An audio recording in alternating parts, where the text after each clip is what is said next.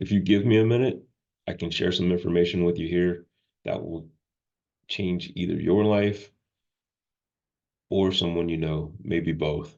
Just follow me here and please share what I'm about to teach you. It's really simple.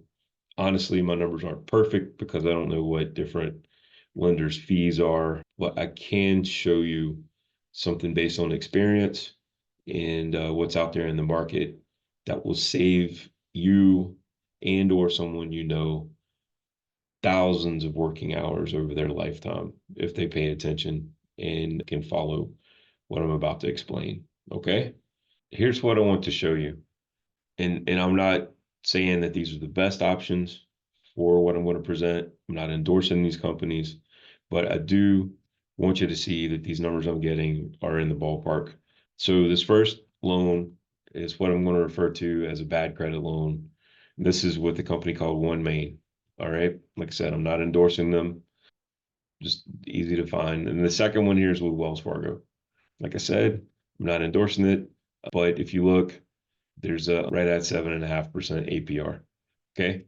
And that's on a $10,000 Wells Fargo loan. This is at 3 years. It's going to be close on the 4 year estimate that I'm about to show you. And I mean, since this is not a loan that I can do, I don't know all the ins and outs, but for the sake of this illustration, this will work. Okay. So let's compare bad credit and a good credit loan. $10,000 loan for 4 years. Your bad credit, your rate's going to be, let's just say 25%. Payments are going to be 331.57 total paid over time.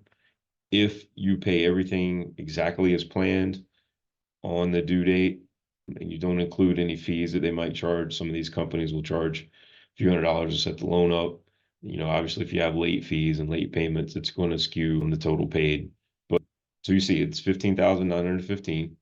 If now, if you did your due diligence and you kept your credit straight and you were to roll in and get that loan from Wells, that's at a 7.5% rate. Those payments, if you look, they're $90 cheaper per month. Your total payout on that loan would be $11,650.87.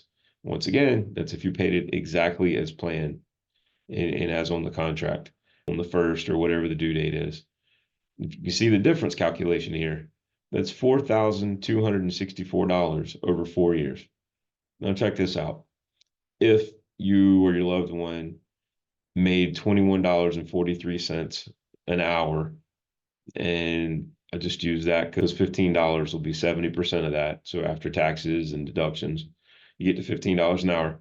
That means you would have had to work an extra 284 hours to pay for that credit decision you made that gave you bad credit.